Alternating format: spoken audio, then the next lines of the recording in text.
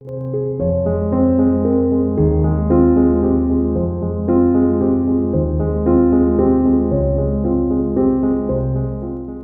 temps pour chaque chose. Ce programme a été enregistré à l'origine par Ricardo Melo de l'Institut Namasté le 12 septembre 2017. Les audios sont préparés par des volontaires de la Pile de l'Évangile. Notre équipe de collaborateurs a toujours besoin d'aide. Soyez vous aussi volontaires dans notre cause. Rejoignez notre page sur Facebook, Pilule de l'Évangile. Bonjour mes chers amis, bonjour et rebonjour. Le printemps arrive et quelle bonne chose. Lumière et paix dans votre cœur, commençant avec une grande joie, une autre pilule. Que Dieu vous inspire et vous protège et naturellement votre famille, les personnes et tous les êtres qui vous entourent aujourd'hui et pour toujours. Mes amis, passons à une autre de ces questions que nous aimons vous poser au début de chaque pilule. Comment gérez-vous le temps de chaque chose? Ou chaque chose a-t-elle son temps? Comment percevez-vous cette question?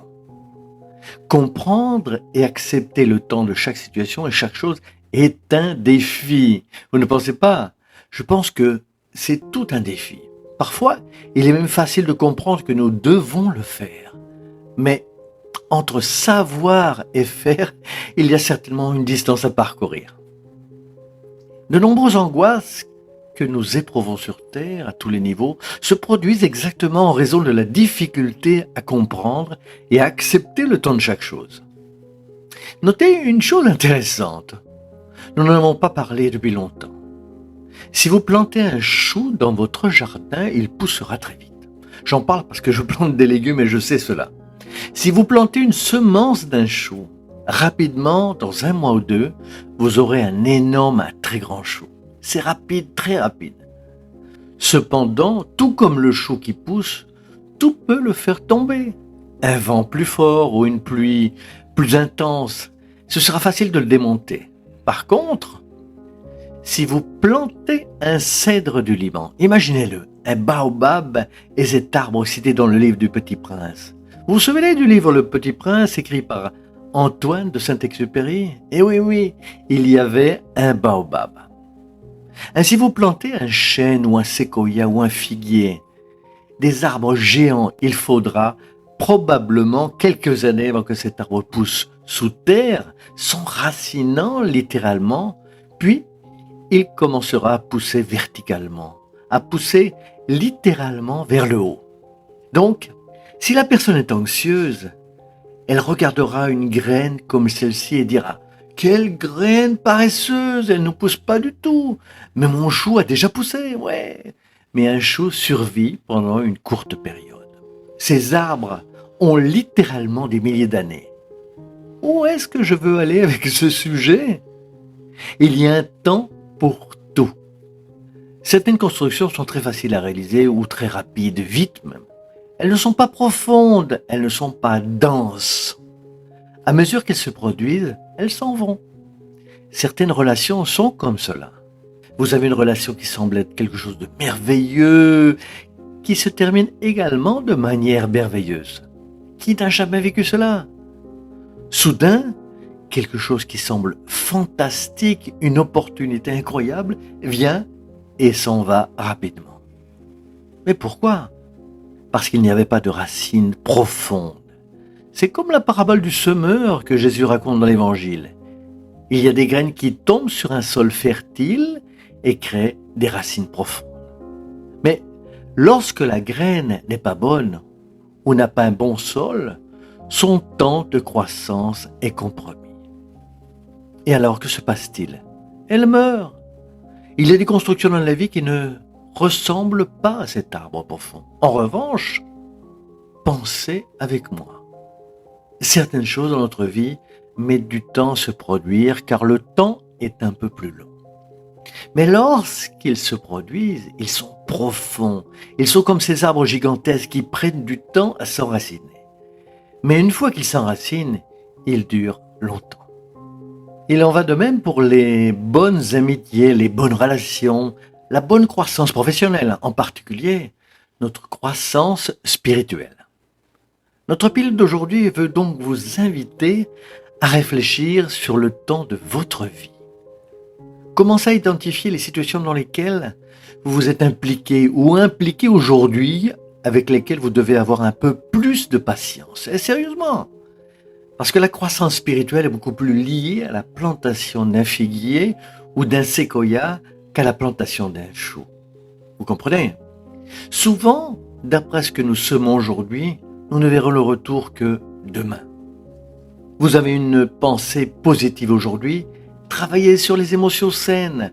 Demain, vous travaillerez sur le pardon et dites « Mon Dieu, mais ma vie est toujours en désordre.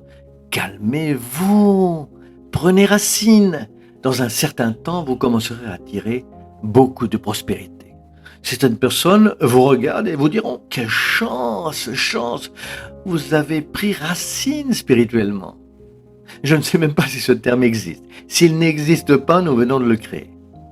Vous avez profondément enraciné votre croissance spirituelle. Bien sûr, vous êtes prêt à grandir et à avoir ses fruits. Le problème est que la plupart d'entre nous, très anxieux, veulent tout et tout de suite. Ah, j'ai pensé 2 ou 3 jours une bonne chose. J'ai entendu les pilules et je n'ai pensé qu'à des bonnes choses. Mais rien n'a changé dans ma vie. Eh bien sûr, vous pensez de mauvaises choses depuis de nombreuses années et dans de nombreux cas, il existe plusieurs existences. Pensez-vous que 3 jours feront une différence? Bien sûr que non.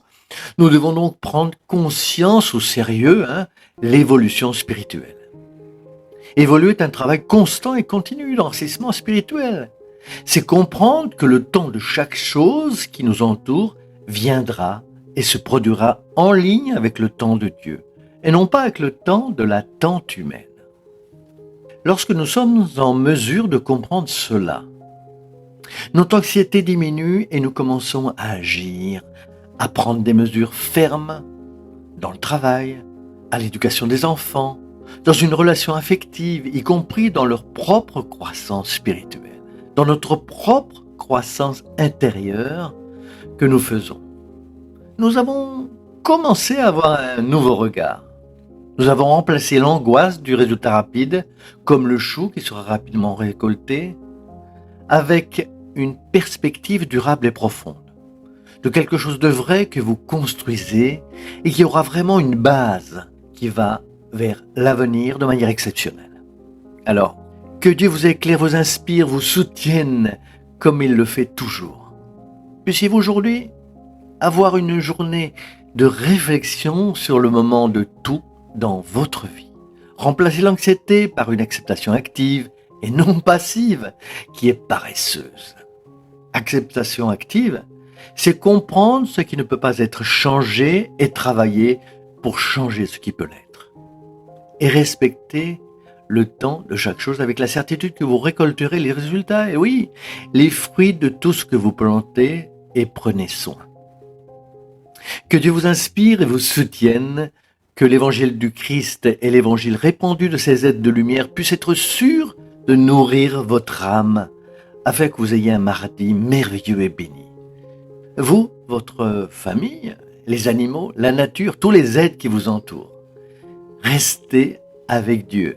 Merci beaucoup, comme toujours, d'avoir partagé la pilule et à bientôt. À très bientôt, mes amis, avec respect et compréhension pour le temps de chaque chose.